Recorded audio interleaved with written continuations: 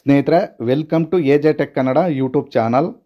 ಸ್ನೇಹಿತರೆ, ಈ ವಿಡಿಯೋದ ಮಾಹಿತಿ ಏನಂದರೆ, ರಾಜ್ಯ ಸರ್ಕಾರವು ಕಳೆದೆರಡು ತಿಂಗಳುಗಳಿಂದ ಆಧಾರ್ ಮತ್ತು ಪಹಣಿನ ಲಿಂಕ್ ಮಾಡ್ಕೋಬೇಕು ಅಂತ ಹೇಳಿ ಎಲ್ಲ ರೈತರುಗಳಿಗೂ ಕೂಡ ತಿಳಿಸಿತ್ತು. ಅದೇ ರೀತಿ ತುಂಬ ಜನ ರೈತರುಗಳು ಆಲ್ರೆಡಿ ನಿಮ್ಮ ಪಹಣಿಯನ್ನು ಆಧಾರ್ನೊಂದಿಗೆ ಜೋಡಣೆಯನ್ನು ಕೂಡ ಮಾಡ್ಕೊಂಡಿದ್ದೀರಾ. ಇನ್ನೂ ಕೇವಲ 20% ರೈತರುಗಳು ಇನ್ನೂ ಕೂಡ ಮಾಡಿಲ್ಲ ಅಂತ ಒಂದು ಮಾಹಿತಿಯೂ ಕೂಡ ಸಿಗ್ತಾ ಇದೆ. ನಾನು ಈ ವಿಡಿಯೋದಲ್ಲಿ ಯಾರೆಲ್ಲ ಆಲ್ರೆಡಿ ನೀವು ಪಹಣಿನ ಆಧಾರ್ನೊಂದಿಗೆ ಜೋಡಣೆ ಮಾಡಿದ್ದೀರಾ, ಆ ರೈತರುಗಳು ಎಲ್ಲ ಸರ್ವೆ ನಂಬರ್ಗಳು ನಿಮಗೆ ಆಧಾರ್ನೊಂದಿಗೆ ಜೋಡಣೆ ಆಗಿವೆಯಾ, ಯಾವುದಾದ್ರು ಒಂದು ಸರ್ವೆ ನಂಬರ್ಗಳು ಒಂದೆರಡು ಸರ್ವೆ ನಂಬರ್ಗಳು ಮಿಸ್ ಆಗಿದೆಯಾ, ಆ ಮಿಸ್ ಆಗಿರ್ತಕ್ಕಂಥ ಸರ್ವೆ ನಂಬರ್ಗಳನ್ನ ಸೆಲ್ಫಾಗಿ ನೀವು ಕೂಡ ಆ್ಯಡ್ ಮಾಡ್ಬೋದು. ಅದು ಯಾವ ರೀತಿ ಆ್ಯಡ್ ಮಾಡ್ಬೋದು ಅನ್ನೋದ್ರ ಬಗ್ಗೆನೂ ತಿಳಿಸ್ಕೊಡ್ತೀನಿ. ಅದ್ರ ಜೊತೆಗೆ ಯಾರೆಲ್ಲ ಹೊಸ್ದಾಗಿ ಇನ್ನೂ ಕೂಡ ಆಧಾರ್ ಪಹಣಿನ ಲಿಂಕ್ ಮಾಡ್ಕೊಂಡಿಲ್ಲ, ಅವರು ಸೆಲ್ಫಾಗಿ ಯಾವ ರೀತಿ ಸ್ಟೆಪ್ ಬೈ ಸ್ಟೆಪ್ಪು ಪ್ರೊಸೀಜರ್ನ ಮಾಡಿ ಅಪ್ಲೈ ಮಾಡಬೇಕು, ಹಾಗೆ ಸಕ್ಸಸ್ಫುಲ್ಲಾಗಿ ನೀವು ಸಬ್ಮಿಟ್ನ ಮಾಡಬೇಕು ಅನ್ನೋದ್ರ ಬಗ್ಗೆನೂ ನಾನು ಈ ವಿಡಿಯೋದಲ್ಲಿ ತಿಳಿಸ್ಕೊಡ್ತೀನಿ. ಸ್ನೇಹಿತರೆ, ಒಂದು ವೇಳೆ ನೀವು ಇದೇ ತಿಂಗಳ 31ರ ಒಳಗೆ ನೀವು ಆಧಾರ್ ಪಹಣಿನ ಲಿಂಕ್ ಮಾಡಿಲ್ಲವಾದರೆ ನಿಮಗೆ ಮುಂಬರುವ ದಿನಗಳಲ್ಲಿ ಸರ್ಕಾರದಿಂದ ಬರ್ತಕ್ಕಂಥ ಯೋಜನೆಗಳಾದಂತಹ PM ಕಿಸಾನ್ ಹಣ ಆಗಿರ್ಬೋದು, ಹಾಗೆಯೇ ನಿಮ್ಮ ಬೆಳೆ ವಿಮೆ ಆಗಿರ್ಬೋದು, ಹಾಗೆಯೇ ಬರ ಪರಿಹಾರ, ಹಾಗೆಯೇ ಕೃಷಿ ಇಲಾಖೆಯಿಂದ ಕೊಡ್ತಕ್ಕಂಥ ಬೀಜಗಳು, ಹಾಗೆ ರಸಗೊಬ್ಬರಗಳು, ಪೈಪ್ ಸೆಟ್ಗಳು, ಈ ಥರ ಸೌಲಭ್ಯಗಳು ಖಂಡಿತವಾಗಿಯೂ ಮಿಸ್ ಆಗುತ್ತೆ ಸ್ನೇಹಿತರೆ. ಆದ್ದರಿಂದ ಕೂಡಲೇ ನೀವು ಪ್ರತಿಯೊಬ್ಬ ರೈತರುಗಳು ಲಿಂಕ್ ಮಾಡ್ಕೋಬೇಕಾಗಿರೋದು ಕಡ್ಡಾಯ. ಅದ್ರ ಜೊತೆಗೆ ಲಿಂಕ್ ಮಾಡಿರತಕ್ಕಂಥ ರೈತರುಗಳು ನಿಮ್ಮ ಎಲ್ಲ ಸರ್ವೆ ನಂಬರ್ಗಳು ಲಿಂಕ್ ಆಗಿದೆ ಅಂತ ಚೆಕ್ ಮಾಡ್ಕೊಳ್ಳೋದು ಕಡ್ಡಾಯ ಆಗಿರ್ತದೆ ಸ್ನೇಹಿತರೆ. ನೀವು ಯಾವ ರೀತಿ ಚೆಕ್ ಮಾಡ್ಕೋಬೇಕು ಅಂತ ಹೇಳಿದ್ರೆ, ನೀವು ಯಾವುದಾದ್ರೂ ಸರ್ಚ್ ಬಾರ್ಗೆ ಬಂದು ಅಲ್ಲಿ land-records.karnataka.gov.in ಅಂತ ಟೈಪ್ ಮಾಡಿದ್ರೆ ನಿಮಗೆ ಇಲ್ಲಿ ಕೆಳಗಡೆ ಸಿಟಿಜನ್ ರಿಜಿಸ್ಟ್ರೇಷನ್ ಅಂತ ಕಾಣುತ್ತೆ. ಆ ಆಪ್ಷನ್ನ ಕ್ಲಿಕ್ ಮಾಡಿದ ನಂತರ ನೆಕ್ಸ್ಟ್ ಈ ರೀತಿ ಪೇಜ್ ಬರುತ್ತೆ. ಇಲ್ಲಿ ಭೂಮಿ ನಾಗರಿಕ ಸೇವೆಗಳು ಅಂತ ಬರುತ್ತೆ.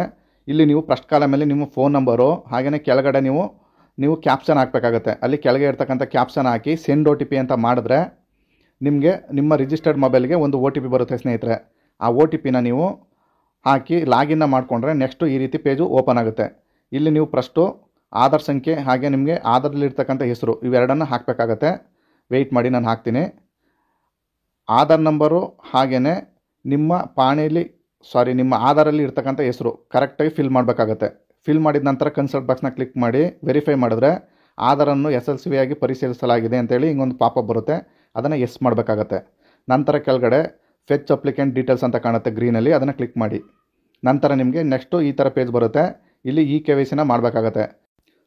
ನೀವು ಯಾವ ರೈತನ ಹೆಸರನ್ನ ಆಧಾರ್ ಲಿಂಕ್ ಮಾಡ್ತಾಯಿದ್ದೀರೋ ಆ ರೈತನ ಆಧಾರ್ ನಂಬರ್ನ ಹಾಕಿ ಕೆಳಗಡೆ ಕನ್ಸಲ್ಟ್ ಬಾಕ್ಸ್ ಇದೆ, ಅದನ್ನು ಕ್ಲಿಕ್ ಮಾಡಿ OTP ಅನ್ನೋ ಆಪ್ಷನ್ನ ಕ್ಲಿಕ್ ಮಾಡಿ OTP ಪಡೆಯಿರಿ ಅಂತ ಕ್ಲಿಕ್ ಮಾಡಿದ್ರೆ ನಿಮ್ಮ ರಿಜಿಸ್ಟರ್ಡ್ ಮೊಬೈಲ್ಗೆ ಒಂದು OTP ಬರುತ್ತೆ. ಆ OTPನ ಈ ಬಾಕ್ಸಲ್ಲಿ ಹಾಕಿ ಕೆಳಗಡೆ ಸಬ್ಮಿಟ್ ಮಾಡಬೇಕಾಗತ್ತೆ. ಸಬ್ಮಿಟ್ ಆದ ನಂತರ ನೆಕ್ಸ್ಟ್ ಪೇಜು ಈ ರೀತಿ ಓಪನ್ ಆಗುತ್ತೆ. ಇಲ್ಲಿ ನೀವು ನೋಡ್ಬೋದು ನಿಮ್ಮ ಆಧಾರ್ ಡೀಟೇಲ್ಸ್ನ ಆಟೋಮೆಟಿಕ್ಕಾಗಿ ಫೆಚ್ ಮಾಡ್ಕೊಳ್ಳುತ್ತೆ ಸ್ನೇಹಿತರೆ. ನಿಮ್ಮ ಅಡ್ರೆಸ್ಸು, ನಿಮ್ಮ ಫೋಟೋ, ಹಾಗೆಯೇ ನಿಮ್ಮದು ಎಲ್ಲ ಡೀಟೇಲ್ಸ್ನು ಕೂಡ ಇಲ್ಲಿ ಫೆಚ್ ಆಗಿರುತ್ತೆ. ನೀವು ಆಧಾರ್ನೊಂದಿಗೆ ಪಹಣಿನ ಲಿಂಕ್ ಮಾಡಬೇಕು ಅಂದರೆ ನೀವು ಲೆಫ್ಟ್ ಸೈಡಲ್ಲಿ ಲಿಂಕ್ ಆಧಾರ್ ಅಂತ ಇದೆ, ಆ ಆಪ್ಷನ್ನ ಕ್ಲಿಕ್ ಮಾಡಬೇಕಾಗತ್ತೆ. ನಂತರ ಈ ಥರ ನೆಕ್ಸ್ಟ್ ಪೇಜ್ ಓಪನ್ ಆಗುತ್ತೆ. ಇಲ್ಲಿ ಕೆಲವೊಂದು ನೀವು ಇನ್ಸ್ಟ್ರಕ್ಷನ್ಗಳ ಓದ್ಕೋಬೇಕಾಗತ್ತೆ. ನೀವು ಯಾರ ಹೆಸರಿನಲ್ಲಿ ಆಧಾರ್ ಪಹಣಿನ ಲಿಂಕ್ ಮಾಡ್ತಾಯಿದ್ದೀರೋ ಅವರ ಆಧಾರ್ ಕಾರ್ಡಲ್ಲಿ ಫೋನ್ ನಂಬರ್ ಲಿಂಕ್ ಆಗಿರೋದು ಕಡ್ಡಾಯ ಆಗಿರ್ತದೆ ಸ್ನೇಹಿತರೆ. ಇದರ ಜೊತೆಗೆ RTC ಮತ್ತು ಆಧಾರ್ ಕಾರ್ಡಲ್ಲಿರುವ ಹೆಸರು ಎರಡೂ ಕೂಡ ಸೇಮ್ ಇರಬೇಕಾಗ್ತದೆ ಸ್ನೇಹಿತರೆ. ಏನಾದರೂ ಡಿಫ್ರೆನ್ಸ್ ಆಗಿತ್ತು ಅಂದರೆ ನೀವು ಸೆಲ್ಫಾಗಿ ಅಪ್ಲೈ ಮಾಡೋಕ್ಕಾಗಲ್ಲ ಸ್ನೇಹಿತರೆ. ಇಲ್ಲಿ ಕೆಳಗಡೆ ನೀವು ಸ್ಕ್ರೋಲ್ ಮಾಡ್ಕೊಂಡು ಬಂದರೆ ಇಲ್ಲಿ ಕೆಲವು ಡೀಟೇಲ್ಸ್ಗಳು ಆಟೋಮೆಟಿಕ್ಕಾಗಿ ಇಲ್ಲಿ ತೋರಿಸುತ್ತೆ. ನಿಮ್ಮ ಸರ್ವೆ ನಂಬರು, ನಿಮ್ಮ ಗ್ರಾಮ, ನಿಮ್ಮ ಜಿಲ್ಲೆ, ತಾಲೂಕು ಎಲ್ಲ ತೋರಿಸುತ್ತೆ ಸ್ನೇಹಿತರೆ. ಇದು ಯಾವ ರೀತಿ ಡಾಟಾ ಫೆಚ್ ಆಗಿದೆ ಅಂತ ಹೇಳಿದ್ರೆ, ನೀವು FIDನ ಕ್ರಿಯೇಟ್ ಮಾಡ್ಕೋಬೇಕಾದಾಗ ನೀವು ಅಲ್ಲಿ ಆ ಸರ್ವೆ ನಂಬರ್ನ ಕೊಟ್ಟಿರ್ತೀರಾ. ನಿಮ್ಮ ಆಧಾರ್ ಕಾರ್ಡ್ನ ಹಾಕಿದ ತಕ್ಷಣ ಆಟೋಮೆಟಿಕ್ಕಾಗಿ ಡಾಟಾ ತೋರಿಸುತ್ತೆ ಸ್ನೇಹಿತರೆ. ಇಲ್ಲಿ ನೀವು ಲೆಫ್ಟ್ ಸೈಡಲ್ಲಿ ಒಂದು ಟಿಕ್ ಬಾಕ್ಸ್ ಇದೆ, ಅದನ್ನ ಕ್ಲಿಕ್ ಮಾಡಿದ್ರೆ ನೆಕ್ಸ್ಟ್ ಈ ರೀತಿ ಒಂದು ಪಾಪಪ್ ಬರುತ್ತೆ. ನೀವು ಪಹಣಿಯಲ್ಲಿರುವ ಹೆಸರು ಆಧಾರದಲ್ಲಿರುವ ಹೆಸರಿನೊಂದಿಗೆ ಹೊಂದಾಣಿಕೆಯಾಗುತ್ತದೆ ಅಂತ ಬರುತ್ತೆ ಸ್ನೇಹಿತರೆ. ನೀವು ಇದನ್ನ ಓಕೆ ಅಂತ ಮಾಡಿ ನಂತರ ನೀವು ಇಲ್ಲಿ ರೈಟ್ ಸೈಡಲ್ಲಿ ಲಿಂಕ್ ಅಂತ ಇದೆ ನೋಡಿ, ಈ ಆಪ್ಷನ್ನ ಕ್ಲಿಕ್ ಮಾಡಬೇಕಾಗುತ್ತೆ. ಕ್ಲಿಕ್ ಮಾಡಿದ ನಂತರ ನೆಕ್ಸ್ಟು ಈ ರೀತಿ ಒಂದು ಪಾಪಪ್ ಬರುತ್ತೆ. ನೀವು ಇಲ್ಲಿ ಕನ್ಸಲ್ಟ್ ಬಾಕ್ಸ್ನ ಕ್ಲಿಕ್ ಮಾಡಿ ನಂತರ ನಿಮ್ಮ ಆಧಾರ್ ರಿಜಿಸ್ಟರ್ಡ್ ಮೊಬೈಲ್ಗೆ ಒಂದು OTP ಹೋಗುತ್ತೆ. ಆ OTPನ ನೀವು ಈ ಬಾಕ್ಸಲ್ಲಿ ಹಾಕಿ ನೀವು ವೆರಿಫೈನ ಮಾಡಬೇಕಾಗತ್ತೆ. OTP ಹಾಕಿ ವೆರಿಫೈ ಆದ ನಂತರ ನೆಕ್ಸ್ಟ್ ಒಂದು ಪಾಪಪ್ ಬರುತ್ತೆ. ದಯವಿಟ್ಟು ಖಚಿತಪಡಿಸಿ ಪಹಣಿಯೊಂದಿಗೆ ನಿಮ್ಮ ಆಧಾರನ್ನು ಲಿಂಕ್ ಮಾಡಲು ಬಯಸುವಿರಾ ಅಂತ ಕೇಳುತ್ತೆ. ನೀವು ಎಸ್ ಅಂತ ಮಾಡಿ ನೋಡಿ. ಇವಾಗ ನಿಮ್ಮ ಪಹಣಿಯನ್ನು ಆಧಾರ್ನೊಂದಿಗೆ ಲಿಂಕ್ ಮಾಡಲಾಗಿದೆ ಅಂತ ಯಶಸ್ವಿಯಾಗಿ ನಿಮ್ಮ ಆಧಾರ್ ಪಹಣಿ ಲಿಂಕ್ ಆಯಿತು ಸ್ನೇಹಿತರೆ. ಅದೇ ರೀತಿ ಈ ಪಾಪಪ್ನ ಕ್ಲೋಸ್ ಮಾಡಿ. ಅದೇ ರೀತಿ ಸ್ನೇಹಿತರೆ ಎಲ್ಲ ಸರ್ವೆ ನಂಬರ್ನು ನೀವು ಈಗ ಮಾಡಬೇಕಾಗತ್ತೆ. ನಾನು ಇವಾಗ ಒಂದು ಸರ್ವೆ ನಂಬರ್ ಆಗ್ತು. ಅದೇ ರೀತಿ ಈಗ ಎರಡನೇ ಸರ್ವೆ ನಂಬರ್ನ ಟಿಕ್ ಬಾಕ್ಸ್ನ ಮಾಡಿದೆ. Same as it is popup ಬರುತ್ತೆ. ನಿಮ್ಮ ಆಧಾರಲ್ಲಿರೋ ಹೆಸರು ಪಹಣಿಯಲ್ಲಿರೋ ಹೆಸರು ಒಂದೇ ಇರುತ್ತೆ ಅಂತೇಳಿ. ನಂತರ ನೀವು ರೈಟ್ ಸೈಡಲ್ಲಿ ಲಿಂಕ್ ಅಂತ ಇದೆ, ಆ ಆಪ್ಷನ್ನ ಕ್ಲಿಕ್ ಮಾಡಿದ್ರೆ ನೆಕ್ಸ್ಟು ಮತ್ತೆ ಸೇಮ್ ಪಾಪಪ್ ಬರುತ್ತೆ. ಅಲ್ಲಿ ಕನ್ಸಲ್ಟ್ ಬಾಕ್ಸ್ನ ಕ್ಲಿಕ್ ಮಾಡಿ ನಿಮ್ಮ ರಿಜಿಸ್ಟರ್ಡ್ ಮೊಬೈಲ್ಗೆ ಬರ್ತಕ್ಕಂಥ OTPನ ಹಾಕಿ ನೀವು ವೆರಿಫೈನ ಮಾಡಬೇಕಾಗತ್ತೆ. ನೆಕ್ಸ್ಟು ಇದೇ ರೀತಿ ಪಾಪಪ್ ಬರುತ್ತೆ. ನೀವು ಹೌದು ಅಂತ ಮಾಡಿ ನಂತರ ಯಶಸ್ವಿಯಾಗಿ ನಿಮ್ಮ ಆಧಾರ್ ಪಾಣಿಯೊಂದಿಗೆ ಲಿಂಕ್ ಮಾಡಲಾಗಿದೆ ಅಂತ ಒಂದು ಪಾಪಪ್ ಬರುತ್ತೆ. ಇಷ್ಟಾಯಿತು ಅಂದರೆ ನಿಮ್ಮ ಆಧಾರ್ ಪಾಣಿ 2ನೇ ಸರ್ವೆ ನಂಬರ್ ಕೂಡ ಯಶಸ್ವಿ ಆಯಿತು ಸ್ನೇಹಿತರೆ. ಅದೇ ರೀತಿ ನಿಮ್ಮ ಎಲ್ಲ ಸರ್ವೆ ನಂಬರ್ನೂ ಕೂಡ ಇಲ್ಲಿ ಲಿಂಕ್ ಮಾಡ್ಕೋಬೇಕಾಗತ್ತೆ. ನೀವು ಒಂದು ವೇಳೆ ಆಲ್ರೆಡಿ ಲಿಂಕ್ ಮಾಡಿದ್ರಿ ಅಂತ ಹೇಳಿದ್ರೆ ನೀವು ಮತ್ತೆ ಲಿಂಕ್ ಮಾಡೋಕ್ಕೆ ಹೋದಾಗ ಅದು ತಗೊಳ್ಳಲ್ಲ ಸ್ನೇಹಿತರೆ. ಈ ರೀತಿ ಅಲರ್ಟ್ ಅಂತ ಬರುತ್ತೆ, ಸರ್ವೆ ನಂಬರ್ ಈಗಾಗಲೇ ಲಿಂಕ್ ಆಗಿದೆ ಅಂತ ಹೇಳಿ. ಹಿಂಗಾಗಿತ್ತು ಅಂದರೆ ನಿಮ್ಮ ಆಲ್ರೆಡಿ ಲಿಂಕ್ ಆಗಿದೆ ಅಂತ ಅರ್ಥ ಸ್ನೇಹಿತರೆ.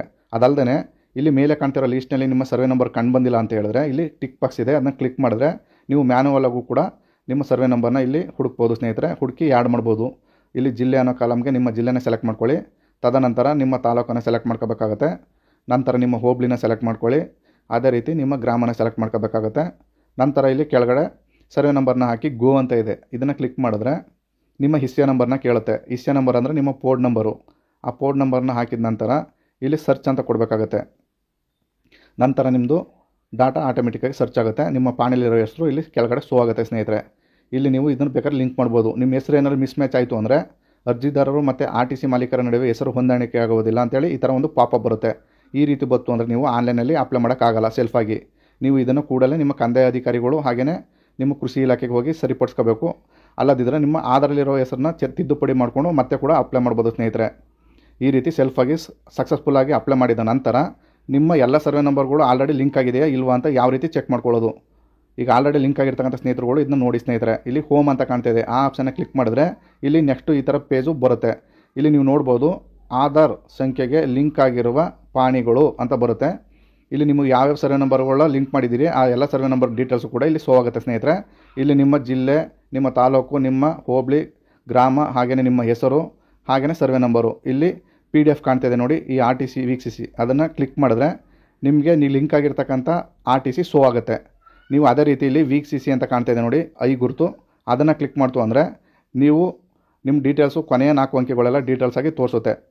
ನಾನು ಕ್ಲಿಕ್ ಮಾಡಿ ತೋರಿಸ್ತೀನಿ ನೋಡಿ. ಇಲ್ಲಿ ಆಧಾರಲ್ಲಿರುವ ಹೆಸರು, ಆಧಾರ್ ಕಾರ್ಡ್ನ ಕೊನೆಯ 4 ಅಂಕೆಗಳು, ಮಾಲೀಕರ ಹೆಸರು, ಹಾಗೆಯೇ ಯಾವ ಸರ್ವೆ ನಂಬರ್ ಲಿಂಕ್ ಆಗಿದೆ, ಈ ಎಲ್ಲ ಡೀಟೇಲ್ಸು ನಿಮಗೆ ಶೋ ಆಗುತ್ತೆ.